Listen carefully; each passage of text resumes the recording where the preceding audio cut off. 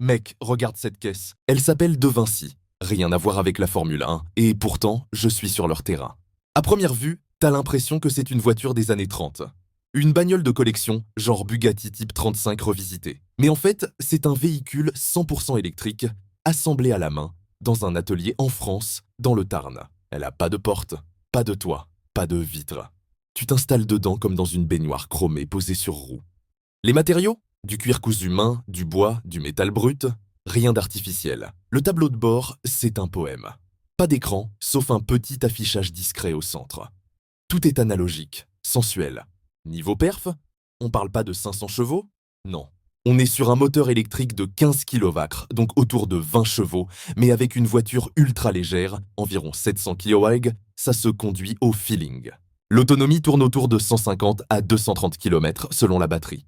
Et l'accélération, même si c'est pas une Tesla, te surprend. Et puis, ce qui change tout, le silence. Pas de vibration, pas de pot d'échappement. Juste toi, le vent, la route. Je te jure, la première fois que tu conduis cette voiture, tu ressens tout. Chaque gravier, chaque vibration dans le volant en bois. Tu regardes autour de toi, t'es à 30-40 km/h, mais t'as l'impression d'être dans une autre époque. Le regard des gens?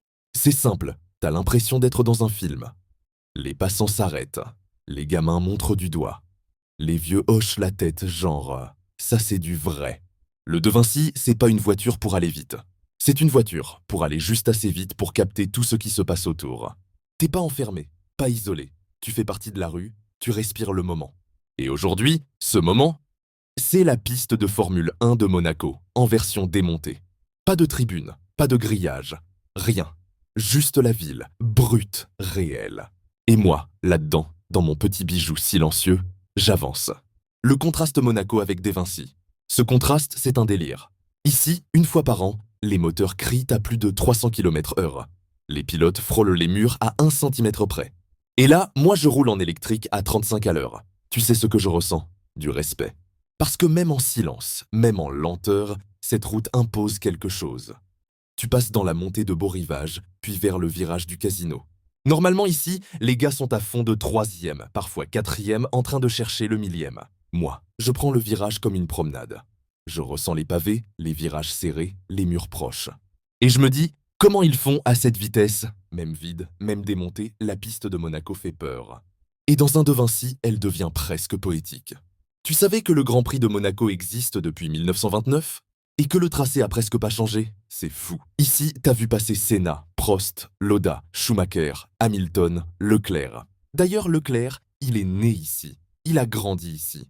Pendant des années, il courait sur simulateur chez lui et rêvait de gagner ici. Et en 2024, il l'a fait. Chez lui, avec sa famille dans les tribunes. Frisson.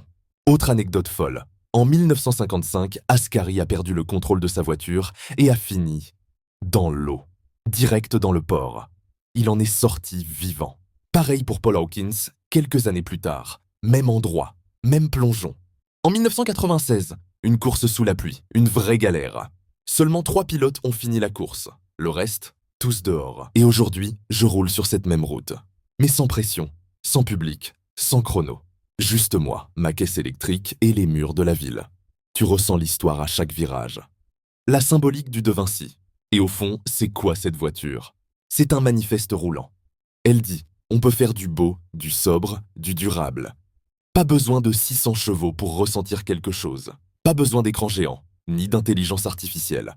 Juste du cuir, du bois, un moteur propre et du silence. C'est presque une philosophie, le De Vinci. Tu fais pas du bruit, mais tu laisses une trace. Et ça colle tellement bien à Monaco. Parce qu'ici, tout est luxe. Mais souvent, c'est du luxe bruyant. T'as pas l'œil. Là, t'arrives avec ça, tu fais pas de bruit. Et pourtant, tout le monde te regarde.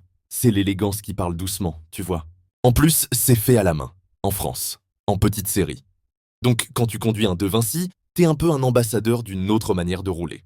Et tu vois, ce qui est incroyable, c'est que je continue de rouler, tranquille, dans cette De Vinci qui glisse comme une plume, pendant que tout autour de moi, c'est une scène de légende. Monaco. C'est pas juste une course, c'est un théâtre, une œuvre d'art vivante. Ici, chaque mètre de bitume a été marqué par des exploits, des drames, des miracles. Tu savais que sur cette piste, le taux de dépassement est quasi nul? La seule vraie opportunité, c'est à Sainte-Dévote. Et encore, faut oser. C'est une course d'erreurs. Celui qui ne se loupe pas gagne. Et pourtant, chaque année, ils reviennent. Parce que gagner ici, ça veut dire être entré dans l'histoire. Pendant que je roule, je visualise. Ici, Schumacher freine un peu trop tard en 2006 pour bloquer la pole à Alonso. Là, Senna fait 6 victoires ici, dont certaines en mode extraterrestre. Et en 1988, il dit carrément qu'il conduisait au-delà de la conscience. Mec, c'est mystique. Même moi, à 40 km/h dans mon petit cabrio rétro-électrique, je ressens le poids de tout ça. Je suis dans une machine qui ne fait pas de bruit, mais qui s'accorde parfaitement à cet endroit. Parce que Monaco, c'est pas que la vitesse. C'est aussi le style, la classe, l'histoire. Et c'est exactement ce que cette De Vinci incarne. D'ailleurs, même la piste elle-même, tu sais qu'il change tout le revêtement chaque année. Que le bitume qu'il pose, il a une adhérence bien spéciale, étudiée pour la course. Et une fois le Grand Prix passé, il retire tout. Les stands, les barrières Tech Pro, les grillages, les gradins. En quelques jours, la ville redevient normale. C'est comme si rien ne s'était passé. Mais toi, quand tu y roules, tu sens que si. Quelque chose s'est inscrit ici. C'est invisible, mais c'est là. Et le fait de le faire en De Vinci, c'est comme si tu laissais ton empreinte sans rien déranger. Tu passes, tu flottes, tu observes, tu respectes. Tu veux un autre truc fou? Dans le tunnel, tu sais, celui sous le Fermont, les F1 dépassent parfois les 280-300 km/h, et là-dedans, les lumières artificielles, les ombres, la réverbération. C'est un cauchemar pour les pilotes. Tu passes de l'ombre à la lumière, avec le virage nouvelle chicane qui arrive direct après. En De Vinci, tranquille. Mais tu sens bien à quel point c'est un passage de dingue. Et franchement, ça fait réfléchir. C'est pas parce qu'on roule moins vite qu'on comprend moins. Parfois, c'est justement en ralentissant que tu remarques les vraies subtilités. Et puis, il y a ce moment.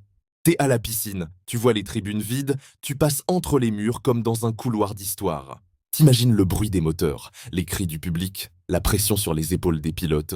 Et toi, t'es là, à l'opposé, dans une voiture qui ne fait pas de vagues, mais qui, à sa manière, rend hommage. Tu fais partie du décor, sans le voler. C'est fort. La De Vinci, c'est pas une voiture faite pour les chronos. C'est une voiture pour ceux qui veulent vivre la route, pas la dominer.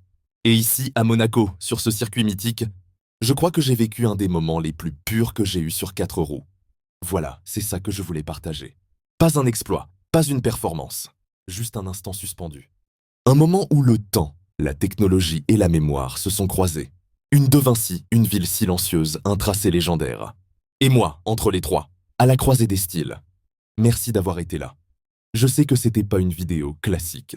Mais parfois, ça fait du bien de juste rouler. À bientôt.